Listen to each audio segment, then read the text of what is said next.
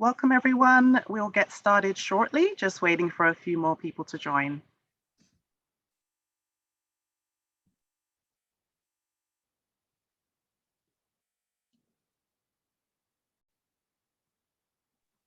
Okay, welcome everyone. Thank you for joining us today for the Forever Maryland Foundation's webinar, Climate Change in Agriculture, What to Expect and What We Should Be Thinking About. My name is Trisha Clark and I'm the Director of Meetings at the Forever Maryland Foundation. Please be aware that all participant lines will be muted during the session to provide for the best sound quality. If you have any technical difficulties or any questions during the session, please use the chat feature as it will be monitored throughout the session. The chat feature can be found in your Zoom control panel. And if you're still having technical difficulties, please email info@forevermaryland.org.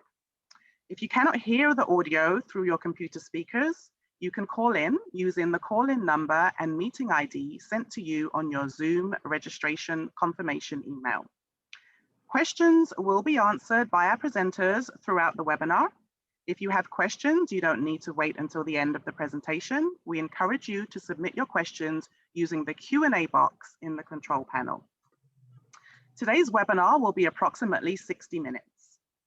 Now I'd like to hand over to the Forever Maryland Foundation's Program and Policy Director, Josh Hastings, who will introduce today's speakers.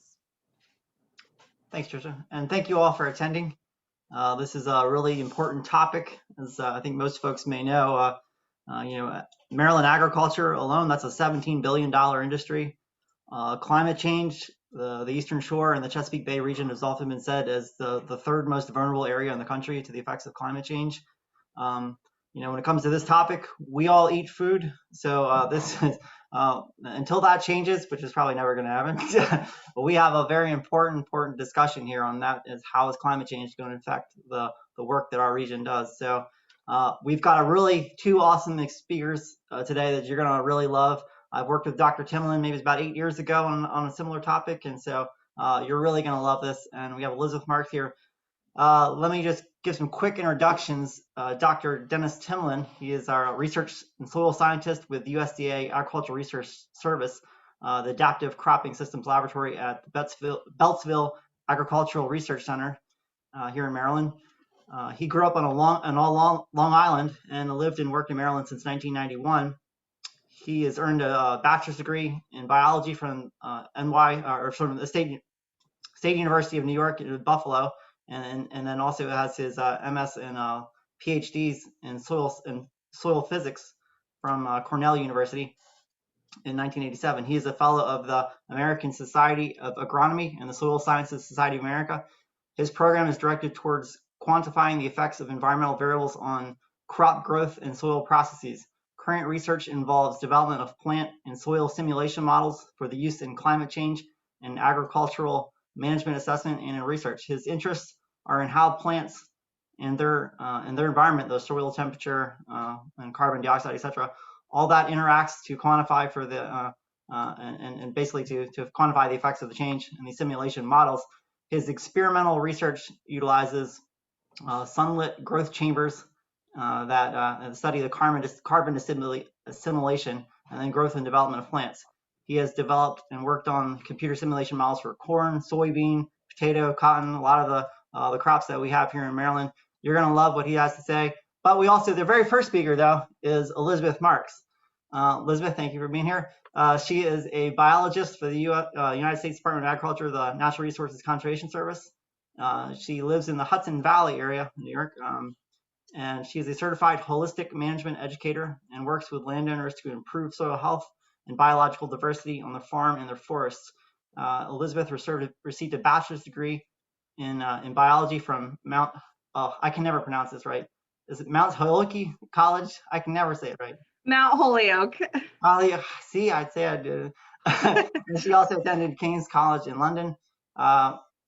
She also, this is important by the way, I should say, she lives in a net zero energy efficient home that she designed herself. And when she gets done this webinar, she's going to come and help me change my house so that it can be more energy efficient, which I would love.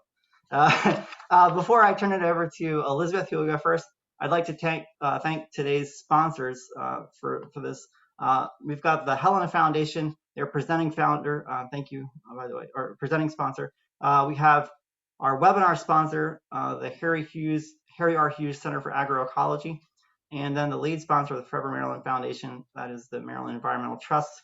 I will now hand it over to Elizabeth, and let's get this started. Thank you.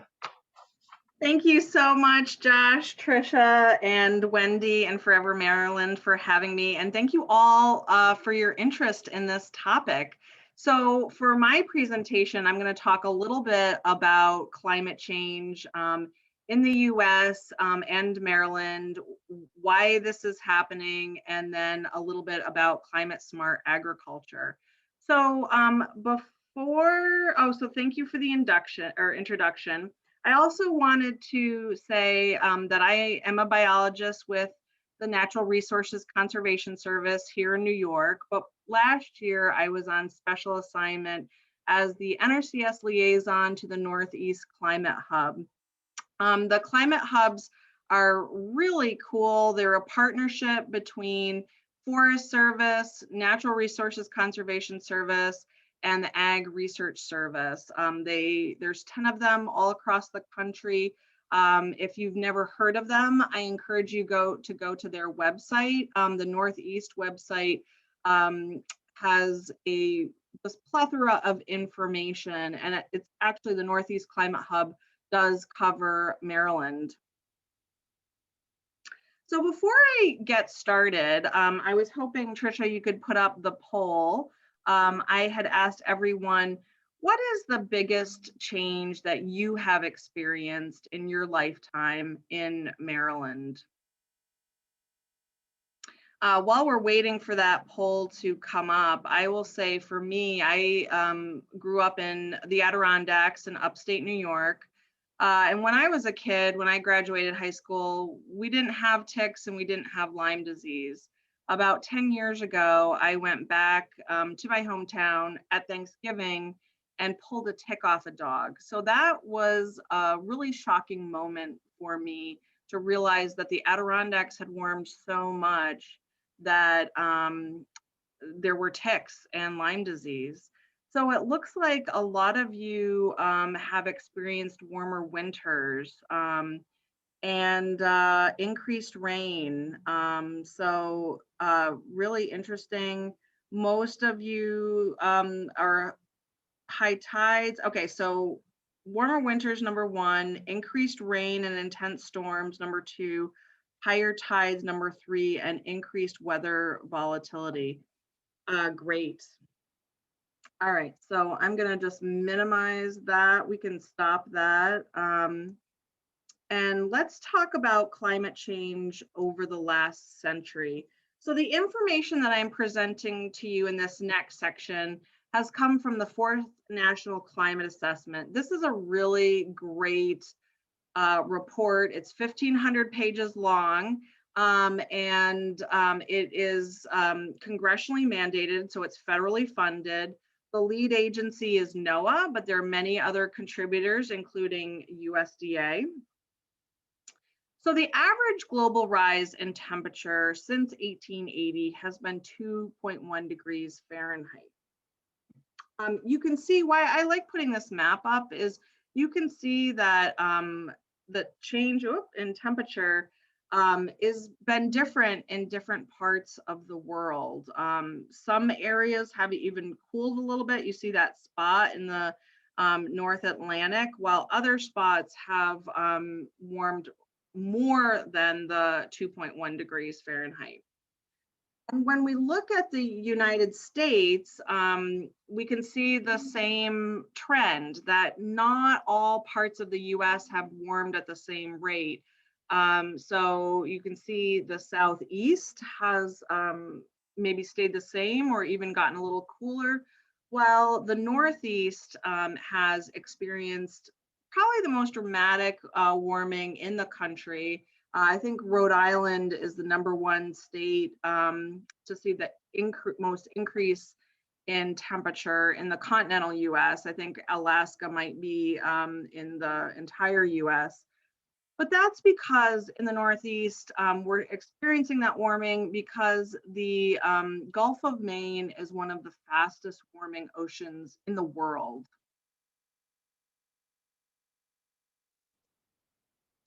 With that increased temperatures, we've seen an increase in growing season length since 1895.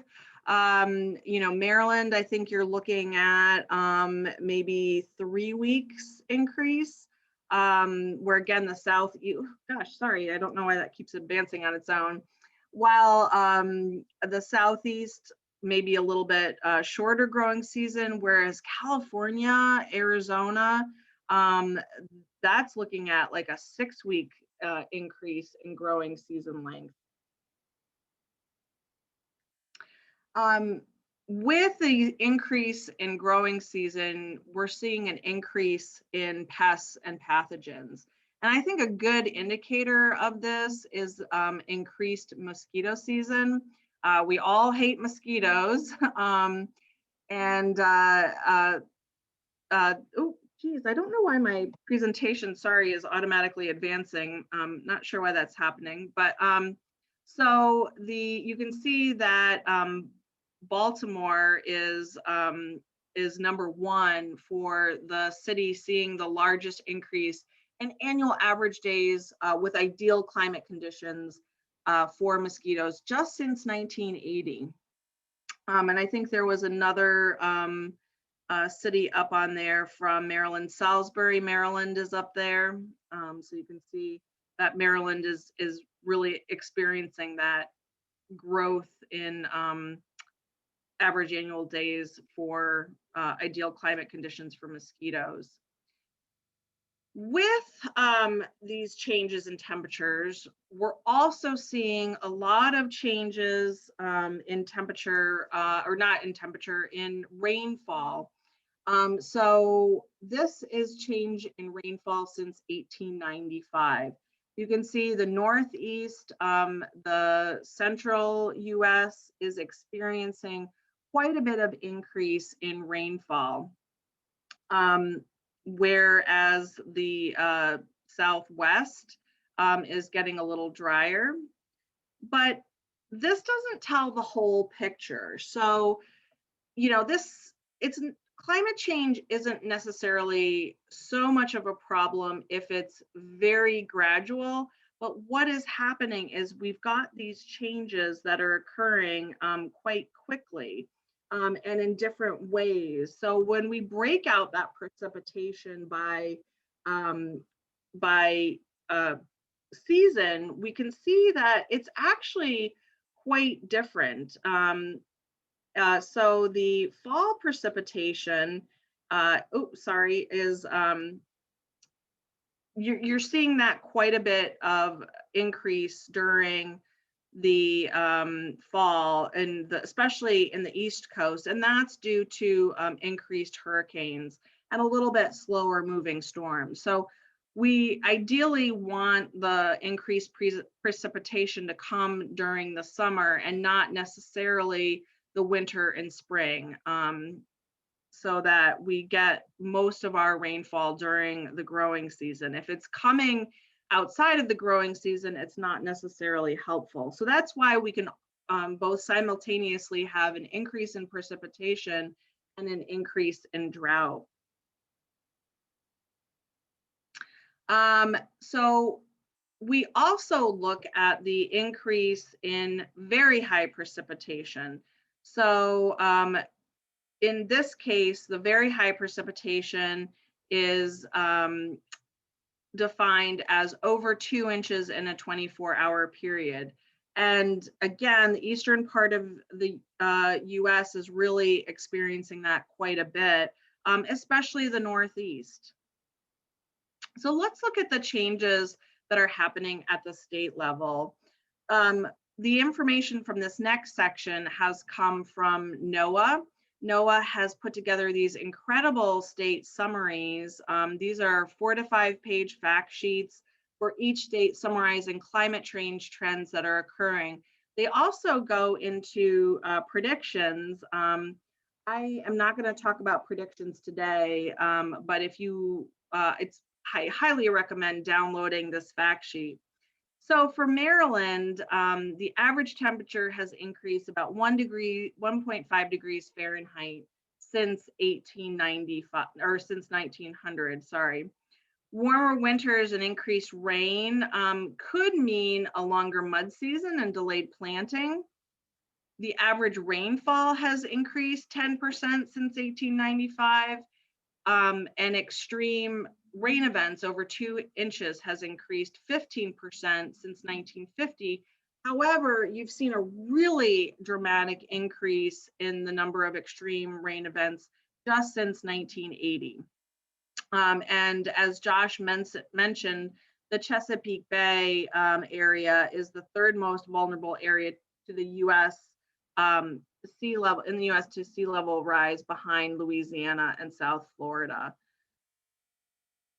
So your sea level rise has also increased a little bit more than the global average, and that's probably due to not just the sea level rise, but land subsidence. All right, so if we look at the information by decades, you can see how we went through a dry period right around I guess, well, in Maryland, it looked like it was before the 30s, and again in the 60s, but our trend as of late is to increase in precipitation. So here's the graph showing the observed number of extreme precipitation events. And I include this to show Washington, D.C., showing very warm nights and extremely hot days, and how those warm nights are increasing as well. And then here are a chart just showing the observed and projected annual number of tidal floods for Baltimore. So we can see that even under lower emission standards, the tidal flooding is going to be quite a bit worse. And as we've already seen an increase in recent years. All right, so why are these changes happening? I know a lot of you are probably very educated about greenhouse gases, but I'll go over this real quickly. So the 4 main greenhouse gases are water vapor, carbon dioxide, methane, and nitrous oxide. And where they're coming from in the US is transportation and electricity make up the bulk, the majority of where they're coming from. Agriculture is only 9%. But if we look at agriculture, and this was a bit of a surprise to me, I just looked at this closely recently, but if you look at the greenhouse gas emissions from agriculture, I mean, I think most of us would have guessed, I'm so sorry, my presentation keeps automatically going ahead. You would have thought that enteric fermentation, manure management, gases from cows, that's what we hear as the highest contributor to greenhouse gases, but it's actually agricultural soil management, which is just a fancy word for fertilizer. And that's not even taking into account carbon. Nitrous oxide emissions from fertilizer is actually the #1 by a factor of 2 contributor of greenhouse gases. So that's going to be really important to start focusing on. I think we all understand phosphorus and the role of phosphorus in water quality. I don't know, at least I don't, or I haven't heard a lot of people talking about the effect of nitrous oxide and fertilizer as contributing to greenhouse gases.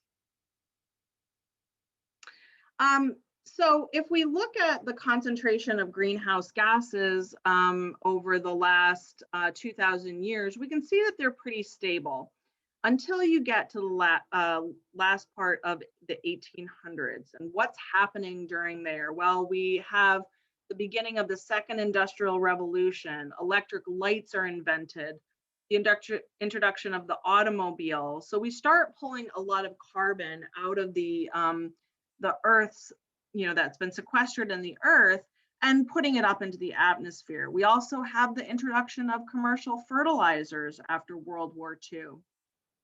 So that is a big source.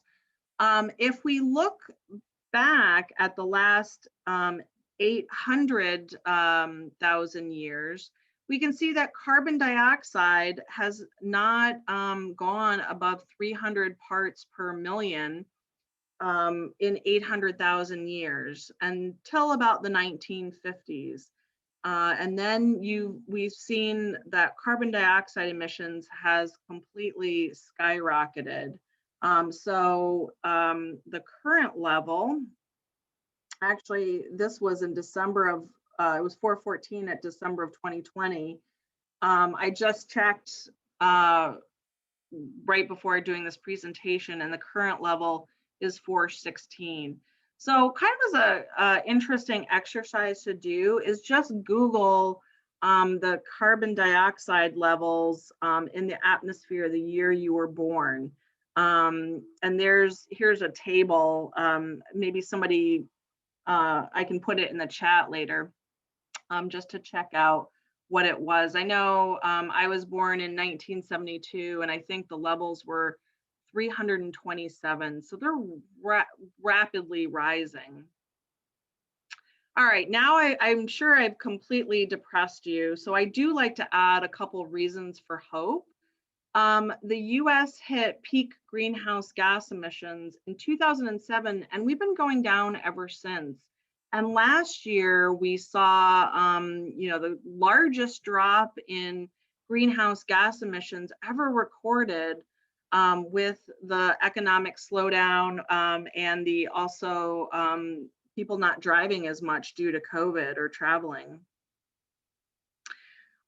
We are starting to see our emissions go down mainly because we're moving away in terms of electric generation from petroleum and coal to more renewables and more efficient natural gas, which is really amazing. And I think when we see electric vehicles start to really rise in popularity, which I think they're going to do pretty quickly. I think the European Union has banned the manufacture of electric vehicles after 2030. We're going to see that number come down quite a bit. We also have a lot of USDA resources, which I'm going to go through pretty quickly. All of you should have this presentation. I'm also really hopeful because different farming practices can help farms be resilient to weather volatility. I mean, this is my passion, like to teach farmers how to be resilient to all these changes. There's a couple ways to do it. The first is effective planning by identifying landscape vulnerability. And landscape vulnerability is going to be things like your coastal soils that are vulnerable to saltwater inundation. To improve natural resources on the farm through soil health and other things. You can also be resilient by increasing infrastructure. I mean, that is a legitimate way, but that can be expensive. And I like to help farmers improve their natural resources first. So climate smart farming, I kind of put it into 3 different categories: addressing the landscape vulnerability, improving the soil health, and improving the health and diversity of biological organisms above and below ground, just to increase that diversity. I think some practices that are going to be increasingly problematic for farmers are leaving bare soil, moldboard plowing, continuous tilling, continuous grazing, farming those vulnerable areas or those marginal soils, and climate adaptations involving expensive capital because there isn't usually a high profit margin in farming. So just some quick USDA resources. The Natural Resources Conservation Service, we have a long history of help providing technical and financial assistance to farmers. So I always recommend, if you're a farmer or you're working with a farmer and you want to know how to get started, contact your local NRCS office. Here in the US, NRCS covers every county in every state of the US. So there is somebody who can help. And we really do operate on making that personal connection. We have a number of programs. Don't worry about memorizing all the programs. That is why you contact your NRCS person. They can help you figure out your problem and figure out a solution. So we have a number of different programs. Most of you probably have heard of EQIP, the Environmental Quality Incentives Program. That is what funds the most of these practices that can help a farm be resilient. And we've just added some practices to improve soil health that address soil health. So cover crops, no-till, rotational grazing, that's all things that we can help with. I also want to mention the Wetlands Reserve Program. This is a program that takes, that farmers voluntarily will take wetlands that are in ag production out of production, and we restore the function of the wetland. This is a great option for those areas on the coast that were in farming that maybe can no longer be in farming, and it's the best uses for them to go back to wetlands. And then the last program I'll mention is the Conservation Reserve Program, which takes farm areas that are farmed out of production, marginal soils, and farmers get a rental payment for that. Okay, so I know this was awfully quick. I do want to save a couple of minutes for questions, but just to summarize, so the Northeast is experiencing increased temperatures, especially in winter, and more extreme temperatures, increased rainfall, increased intensity of rainfall, and these trends are predicted to continue and worsen along with sea level rise.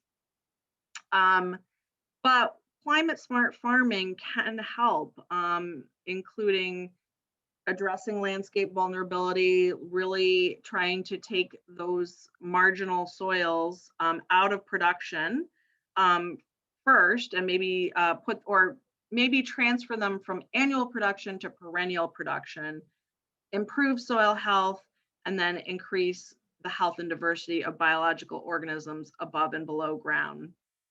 We can help with this with both information, technical assistance and planning, and then financial assistance for climate smart farming practices. So I'd just like to end. I love this historic photo from the USDA archives. This was taken in the 30s. Just saying thank you for what you do. If you work with farmers, if you are a farmer, just want to say thank you.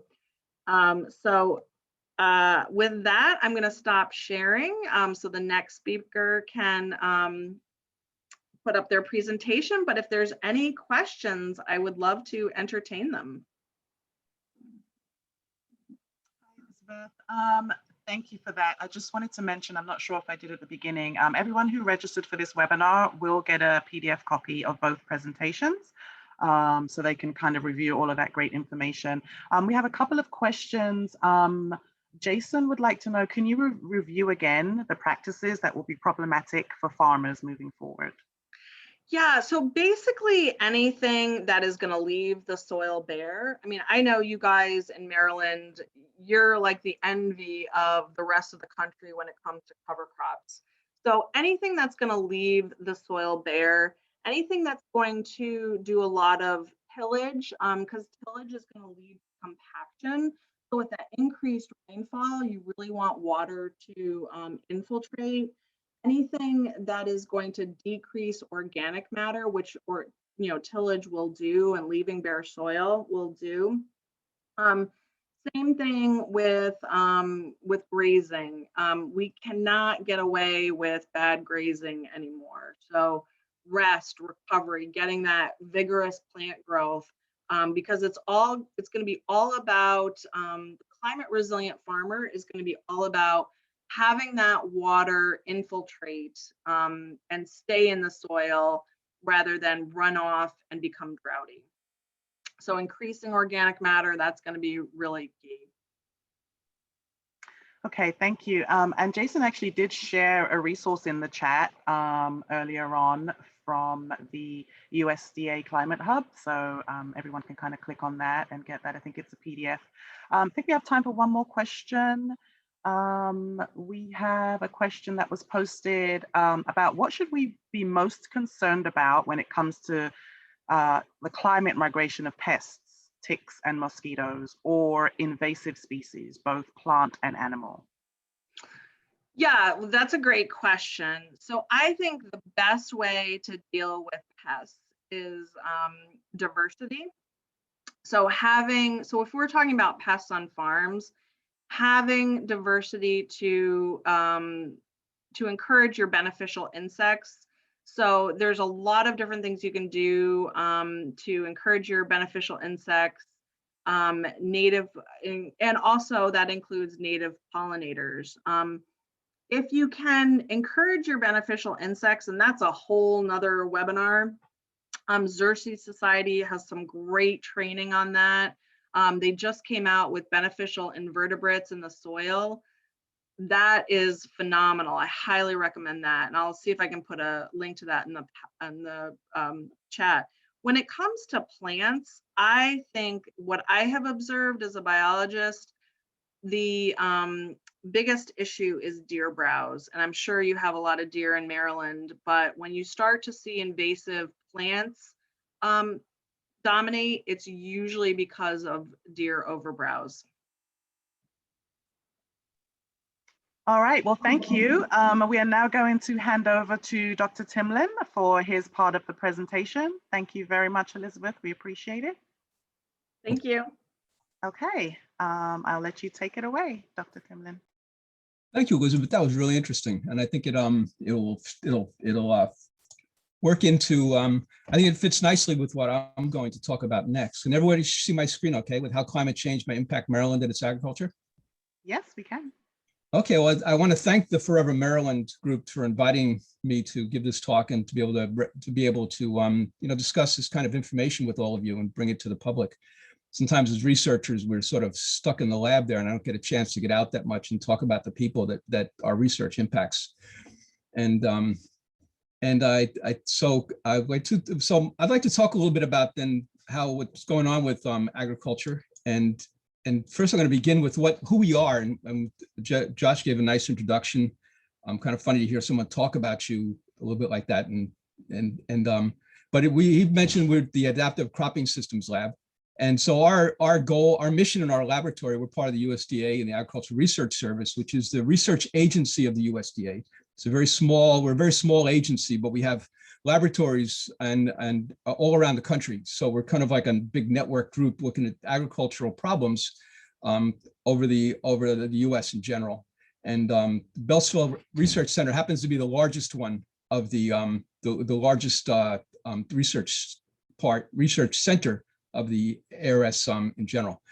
And so our goal is to look at the effects of climate change on crop growth and development, meaning what's the effect of temperature, nutrition, CO2, how can we quantify those relationships? So if CO2 goes up 10 points, what does that mean in terms of water use and carbon assimilation? And we take those and develop algorithms and use those algorithms in simulation models that then we can use those simulation models to do what if scenarios in terms of looking at, say, management decisions, what happens if the temperature goes up and CO2 goes up this way. And we can do sort of experiments that way with these calibrated and tested models that might not be possible to do in the laboratory. So what is climate change all about? A lot of us, when we see, and I guess right now, Tricia, it might be a good time to put up the poll for the first poll I have, which is asking what people think is the most important climate change things? Yep, sure. Let me pull that up. Okay. You should be able to see that on your screens. We'll give Okay, people a there few it is. minutes to vote. And I see that. And so what I want to do is get an idea of what people think are the most concerned about with climate change.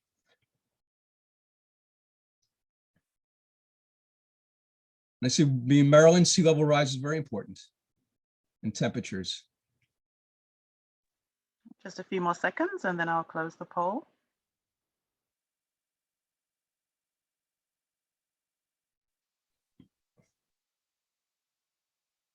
All right, I'm going to go ahead and close it and share the results. And that is really interesting, I think, because it's what it tells me is that what it shows is that there's really not one thing that's bothering people. It's sort of it's an accumulation of things, and because all these things act together. Sea level affects temperature and the sea levels affecting storm security, storm severity, and how the temperatures affect our food security, our quality of the food. And so it's a really system thing. Global climate change. It's not just our temperatures. And I think sometimes we look at when we read the news and we learn about what's going on with climate change, we were focused a lot on these. This is a wordle that I'm showing here. A wordle means that, and it's scanned a lot of documents, and the words that occur the most get the largest size. And so these are the things that sort of occur a lot in the documents that we're talking about global climate change, glaciers, temperature changes, sea level rise, climate, what's happening in the Arctic. But if you notice the thing for, that plants, look at this, the size of it is small. What's happening with our plants? What's happening with agriculture? It's not a big notice yet, except what agriculture contributes to climate change rather than what the results from. So how, in terms of our ability to achieve food security, we have direct effects of climate change, which includes things like irrigation water, how much we apply to soil, what do we have water available for growing our crops, what's the temperature in terms of driving growth, optimum and suboptimum, super optimum temperatures, energy that they need for petroleum to drive the tractors and process the food once it's been harvested and turn it into something we can consume. And in weather extremes that might affect the flooding of a field, for example, that would kill a yield for a whole year, or hailstorms that destroy a crop. And there are these indirect effects, like things like weeds and diseases, and how they're affected. What does climate change do to them and make us sort of susceptible to those kind of hazards? And what about food quality? Will climate change, will the food we grow with elevated CO2 and temperatures, how is it going to be different than what we're growing now? And then the amount of food can we grow, will we be able to feed everybody with it as the temperature changes? And how much is that food going to cost? Of course, if it goes up, if the amount goes down, the costs are going to go up in terms of our purchasing for it. And the costs go into growing the food is going to be more expensive as well. So as you know, this kind of repeats what Elizabeth has shown, that the temperatures have gone up over the years, and we're up about 1.5 degrees. And now this 1.5 degrees is an average, and it's hard to wrap your head around it sometimes. What it means is that, and as Elizabeth showed, there's some parts of the year this temperature is higher than others, and it averages out to 1.5, where you might have it actually, the increase might be 5 or 6 in some parts of the year, and only maybe not much of a change in another part of the year. So these temperatures are they're going to keep going up if we continue as we are. And as Elizabeth showed, the temperature growing seasons are increasing, and what this means is that the plant hardiness map has changed also within the last 15 years. So if you notice here in these yellow area actually moved north into Pennsylvania almost, and that's so you're growing in this area, you're growing crops maybe more like ladyfinger. Here you're growing crops like cotton and say peanut. And you can see as this rises up here, there's some areas where we can actually maybe grow cotton on the eastern shore, because the temperatures now we have a long enough growing season and warm enough temperatures to grow things like that, cotton and peanuts. So you're thinking about planting trees around your houses. You're going to want to think about planting a tree that's going to be resistant to high temperatures 40 years from now. So you start looking for the trees that may last 40 years. You don't want to pick a tree now that's appropriate for our current climate. You want to pick a tree that's appropriate for something to further, which means I think the hardwoods, a lot of the pine trees are going to be more resistant to temperature than the hardwoods. And how is this going to change how our forests grow and everything like that? So the changing climate, we're looking at sort of Fahrenheit average temperature, and summer temperatures going up maybe 3.6 degrees now. And we can look at temperatures of 9 degrees by the time year 2035 rolls around. We have the highest rates of sea level rise in the US because we're so close to those coastal areas in the northern part of the Atlantic. And urban centers are particularly at risk because they build so close to the water and they don't have the buffer zones or the land air of the marsh areas around them. The winters are projected to warm. That was one person's concern. Many people have noticed that already. And there's increased rainfall, but that's a good thing, right? But what problem is it doesn't always occur during all the growing season. We might have a lot of rain in the fall and a lot of rain in the spring. And so that makes it actually harder to do our agricultural operations. And we have, and it's not really when the plants need it. And so this temperature and drought frequency will be less here than the interior of the country. And that's sort of a good thing. We're actually looking at higher rainfall amounts. So our incidence of drought will be not as high as other parts of the country. So if you look at the change in the consecutive days of drought, we're really not that, it's not that going to be that bad for us as it is in, say, the Midwest. But you notice here where the main food growing area of the United States is, drought increasing. They have less. Nebraska, for example, they're taking water for irrigation from Ogallala Waterford, which is a limited waterford. It does not recharge very well. So irrigation amounts you're going to find over the years as they require more irrigation to support this drought, that the water availability is going to go down. I've understand that on the eastern shore of Maryland, irrigation is going up quite a bit, that there are way more areas irrigated there now than landed than was, say, 20 years ago. And I know we did work with a soybean model for soybean growers in Mississippi Delta back in the 1990s. And now almost all growers irrigate their soybean, which they hadn't been doing in the 80s or so. Number of hot nights are very important. It's going to be increasing to say in the future. We're going to be looking at, say, for us in maybe 20 years, where the hot nights are about 40. That's number of degrees over, number of nights with temperatures over 90 degrees. Right now we're somewhere around here, 10, 12. That's with number of nights over 85 degrees. I think we're only low rates here with temperatures over 90 degrees, that number of consecutive nights with those high temperatures. High temperatures are bad. They increase air conditioning costs, but also they increase respiration in plants, the respiration rate. And plants, when they respire, they give off CO2. And that CO2 comes from food, from starch and carbohydrate sources that could be used as food and used to produce food consumable by us. And it also is going to increase stress in animals, and that stress in animals is going to reduce their production of meat and eggs. So one thing about it, let's start with temperature on the side, and show how temperature drives plant growth. Temperature drives the clock. So I always like to think of temperature driving the clock that makes plants tick.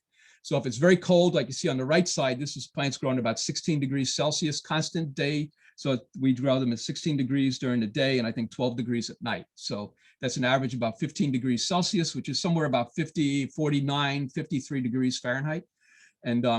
And so they grow plants like kind of these cooler temperatures. And here's the optimum. This is wheat, for example. We grew them in these, right behind it, you see a plastic growth chamber. These are outdoor growth chambers that we control temperature and CO2 and do a lot of our experiments in them from that. And so as it gets hotter, see how the growth decreases. So in a sense, this is like the clock ticking faster to make the plant operate faster. Here's the clock's actually breaking down.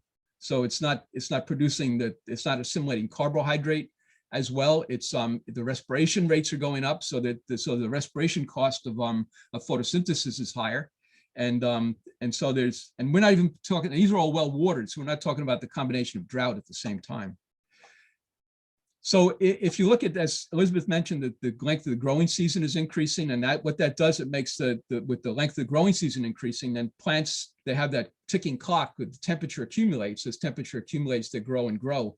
It's going to make the plants grow for longer times. It's going to make the plants start growing earlier and continue growing later. And in Iowa, for example, and also because its growing season starts earlier, a lot of times it might start when all the rains occur. And so in Iowa, for example, the sales of larger sized equipment has been increasing, which allows for a more narrow window between planting. This provides to get by with a more narrow window between field preparation and planting. They might have like 2 or 3 planters out there at the same time they got to get those crops in on time. Kudzu is now shifting into Canada. It used to be just as crops found in the warm South because of its increase in temperatures and increase in its growing season. Something like the common milkweed is thriving now in Maryland, especially in the heat islands of the cities. And this is an invasive plant, but some people grow it for its flowers as well. So the corn and temperature, if you look at temperature response of the plants, corn, for example, soybean has a lower temperature response than corn, which is a tropical crop, but you can see that you guys start getting average temperatures over 90 degrees, the plant's not going to grow as well. And we're already in this in the United States right now. In Maryland, we're probably somewhere still in this range. So in Nebraska, the Midwest, they were cool. Those climates are always cool. So they're just, actually their yield has been increasing with climate change. But as it gets hotter, the yield is going to start going down. And one thing to notice is that the reproductive stages of plants are much more sensitive to temperature than the growing stages. And that's because pollen itself is sensitive to temperature. In Asia now, a lot of on rice, if you have more than 2 or 3 days with temperatures, or a couple hours with temperatures over, say, 96 degrees during the day, that makes the pollen viability drop so much that the plants just can't form the grains they need, and we see yields decrease in there because of that. So also what happens with high temperatures is the plants, they grow faster, but they also die faster. So you have, this is the carbon assimilation rates that we got from our growth chambers. I have corn at 6 different temperatures I grew. And we looked at and so the corns that grow cool, they tend to stay green longer, they photosynthesize longer. And the high temperatures, the plant's leaves senesce much faster. And what this means is even though you may have a longer growing season, if the temperature makes the plant age faster, you're not going to be able to take advantage of it. So what happens is that at high temperature, the plant dies earlier, so you have a shorter growing season, actually shorter growing season of the plant. So they have to need a combination between the two. So the exposure to high temperature doesn't translate into maximum production because a shorter life cycle creates smaller plants and a shortened reproductive duration. They may allow for planting of a second crop, though. That's the advantage. If the growing season grows long enough, we can maybe throw a second crop, grow maybe a spring wheat some spring wheat varieties would work there where they didn't before, and see how the yield decreases over time. So as you increase temperature, and these are sort of like we're at here now with our current state of the corn crops, where you might have an average temperature of 18 degrees during the growing season. But so yeah, are going to drop about 360 kilograms per hectare per 1 degree of temperature decline when the temperatures average around these points. Of course, for the temperature to be average around 30 degrees, which is close to 90, it has to be very hot in some days because you're averaging in cool nighttime with hot daytime temperatures. So what are the secondary effects of plants and weeds? Well, by stimulating plant growth, rising CO2 can alter the chemical efficiency of weed control. And yes, it does. This is Canadian thistle that grows very rapidly, has a strong underground root system. And we find that elevated CO2, that the herbicide control is much less than ambient CO2 because the plants can grow they start earlier, they get out of their juvenile phase very quickly. And the juvenile phase is what's more susceptible to glyphosate. And so they're going to be harder to control at high CO2 values.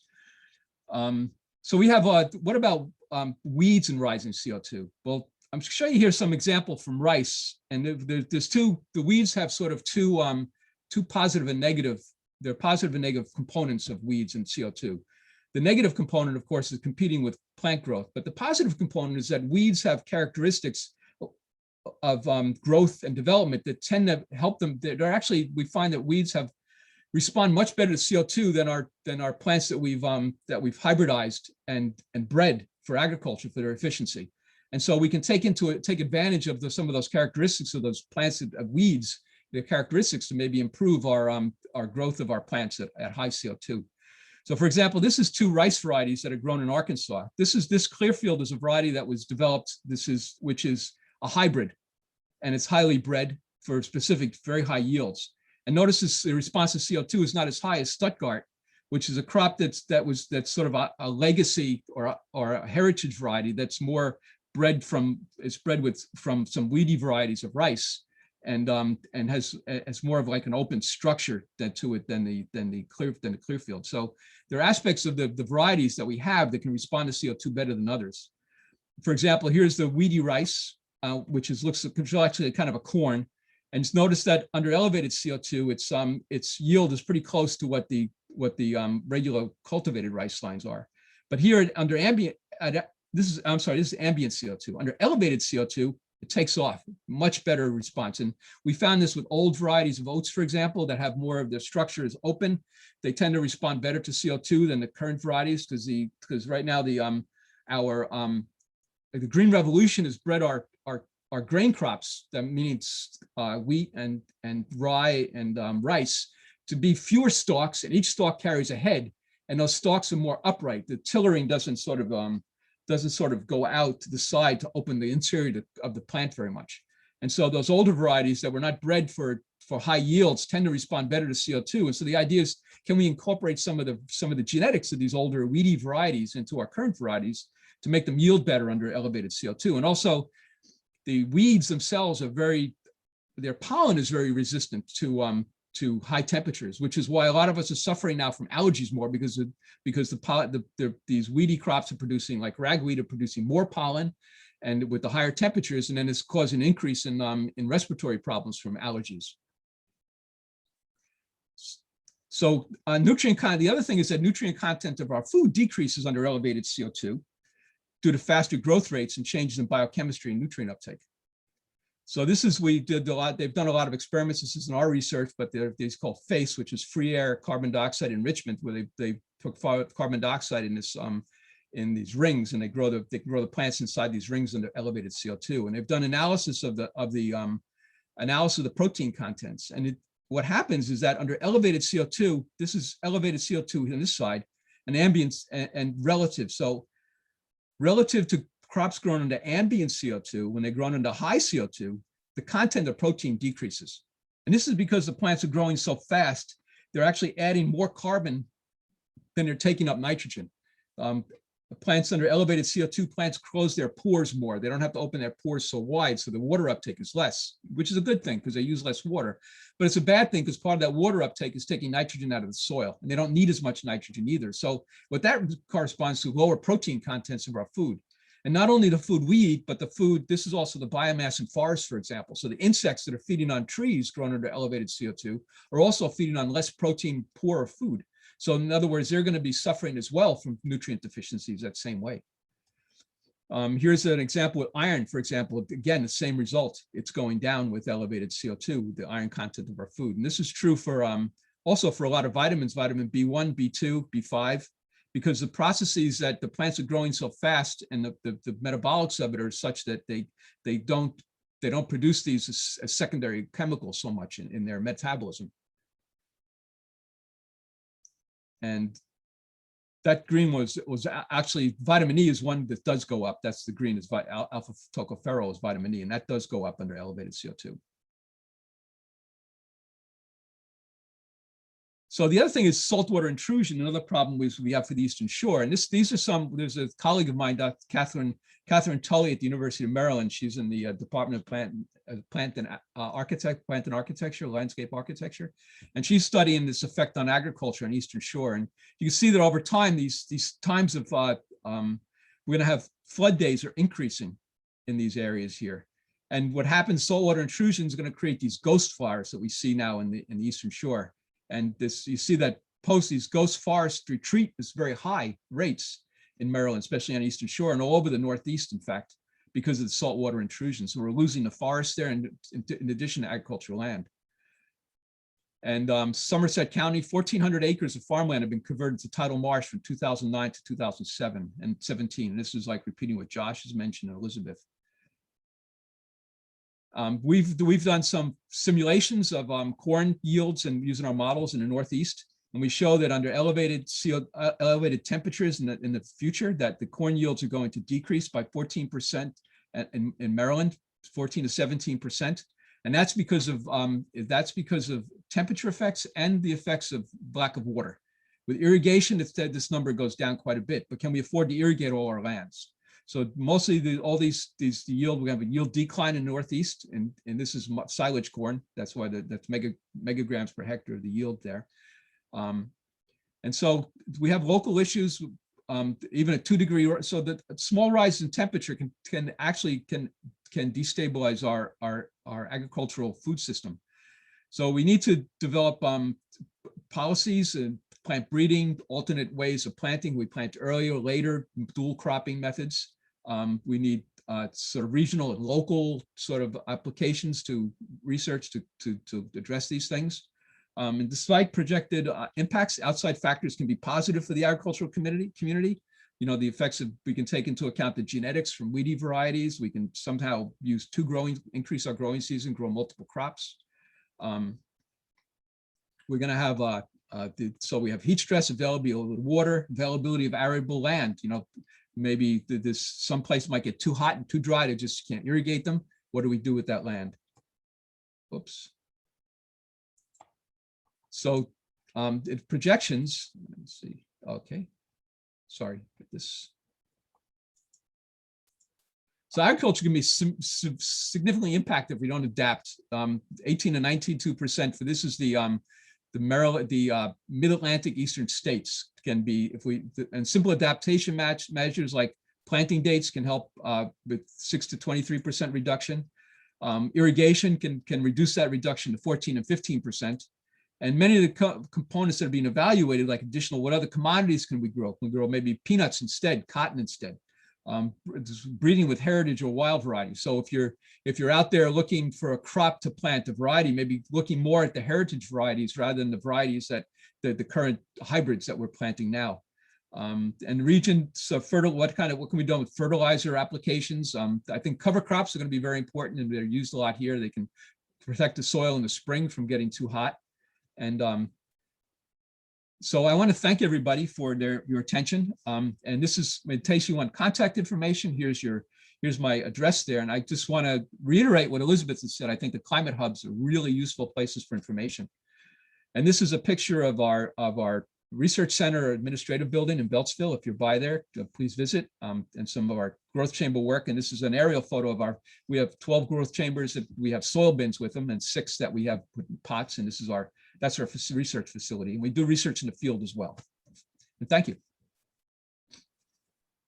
And I share the results for let's see if that's different. I think I had Tricia one more. I think I'm open for questions now. There you go. Here it is. Yeah, we have a couple of questions. One from Sarah, who wanted to know why do you say that common milkweed is invasive? That's a good question. I apologize. Maybe it's not. It's not. It's a common plant that people grow. There are other people. Some people think it's a nuisance, and some people like to grow it. So I apologize if I maybe said something. I know it's a plant that's very robust. It's hard to get rid of sometimes. And but I know I have some milkweed seeds my daughter-in-law gave me to plant. So I apologize for that. I mean, it's not quite as bad as kudzu, but kudzu was planted initially for good purposes, to provide shade, and it was used as an animal fodder for a long time.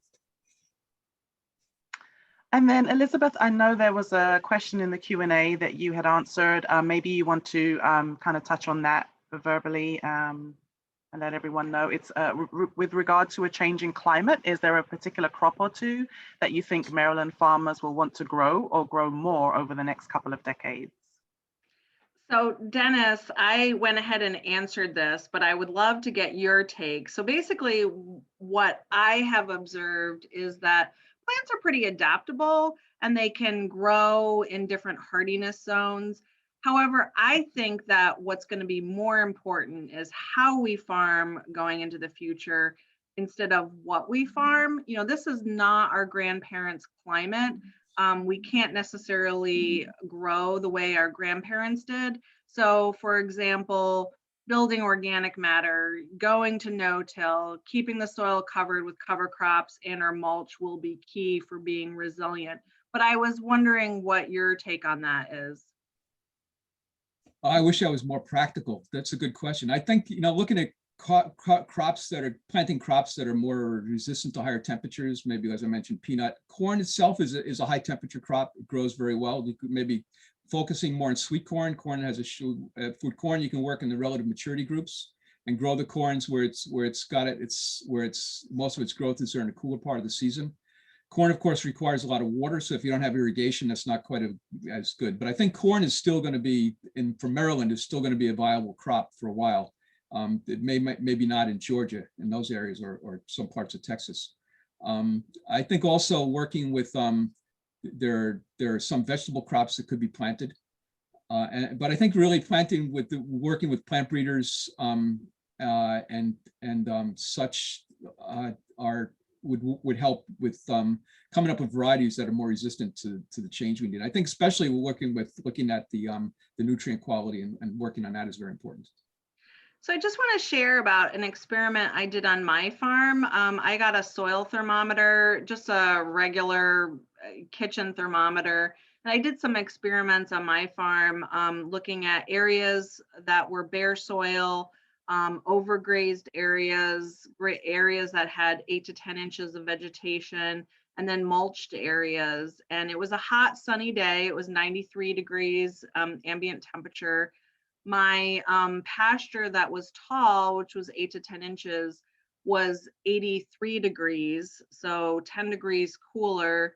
The areas that were mulched, my vegetable areas that had a 1 inch thick of straw mulch were 90 degrees, and the bare soil was 108. So really covering that soil is going to be super important for buffering those temperatures.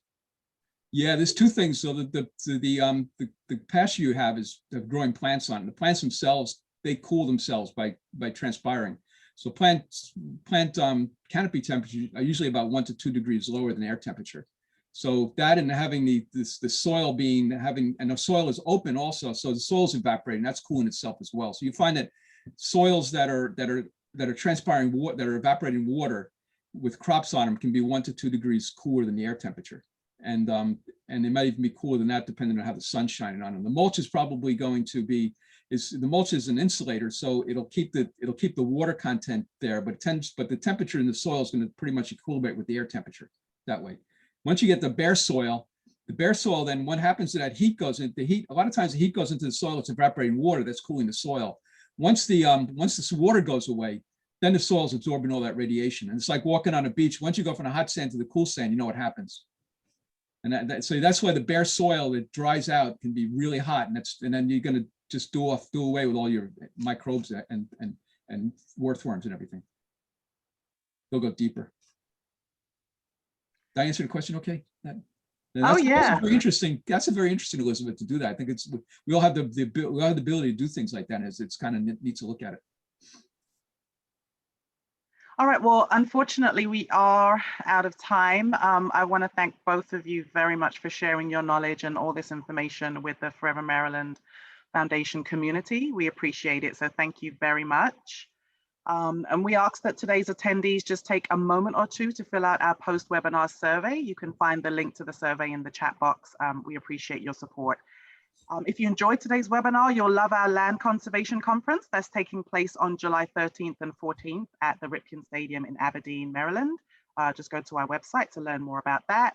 And also the next webinar in our series will be held on September 15th at 12 p.m.